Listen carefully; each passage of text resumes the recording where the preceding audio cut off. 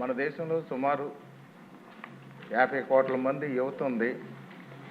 ప్రతి సంవత్సరం కూడా 10th క్లాసు గత సంవత్సరం చూసినట్టయితే 6,09,00,000 మంది 10th క్లాస్ పాస్ అయి బయటకు వచ్చారు.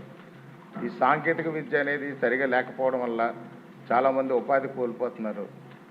ఈ ఇంజనీరింగ్కి ఈ తల్లిదండ్రుల ప్రోద్బలము, ఇంజనీరింగ్ కాలేజీలో ప్రోద్బలంతోనూ ఇంజనీరింగ్లు జాయిన్ అయ్యి వాళ్ళు కొన్ని సబ్జెక్టులు చదవలేక, సరైన పరిజ్ఞానం లేక కొంతమంది డ్రాప్అవుట్స్ అయ్యి ఆగిపోతున్నారు. అలాంటి పరిస్థితుల్లో వాళ్ళకి ఏ ఉపాధి లేకుండా నిరుద్యోగులుగా మిగిలిపోతున్నారు. అలాంటి పరిస్థితుల్లో గతంలో అయితే ఐటీఐ అనేది సమర్థవంతంగా ఉండేది.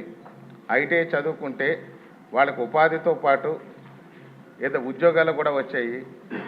ఎలక్ట్రికల్ డిపార్ట్మెంట్ కానీ, ఫ్యాక్టరీస్ కానీ, ఇలా పలు డిపార్ట్మెంట్లలో వాళ్ళకి ఉద్యోగ అవకాశాలు దొరికాయి.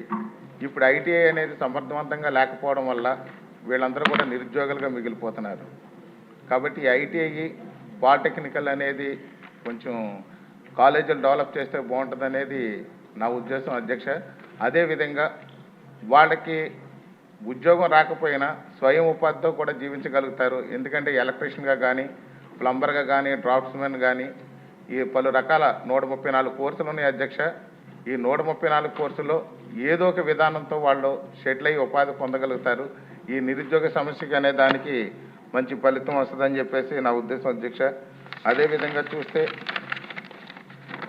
దీంట్లో పూర్తి స్థాయిలో ఇప్పుడు ప్రైవేట్ కళాశాలలు ఉన్నాయి. ఐటీఐ అనేది, పాలిటెక్నికల్ అనేది, దాని మీద సరైనటువంటి పూర్తి పరిజ్ఞానం ఉన్నటువంటి ఈ యొక్క లెక్చరర్స్ కానీ, వాళ్ళకి సంబంధించినటువంటి బోధనా సిబ్బంది లేకపోవడం వల్ల వీళ్ళు మధ్యలోనే కూడా ఈ ఐటీఐ, పాలిటెక్నికల్ కూడా ఆగిపోవడం జరుగుతుంది. ఈ ఐటీఐ, పాలిటెక్నికల్ వల్ల 3 ఏళ్లలో 10th క్లాస్ అయిపోయిన తర్వాత 3 ఏళ్లలో ఉద్యోగం, ఉపాధి రెండిట్లో ఏదో ఒకటి పొందగలుగుతున్నారు. అలాంటి దానికి ప్రత్యేకం పెద్దపీట వేయాల్సిన అవసరం ఉందని భావిస్తున్నాను అధ్యక్ష.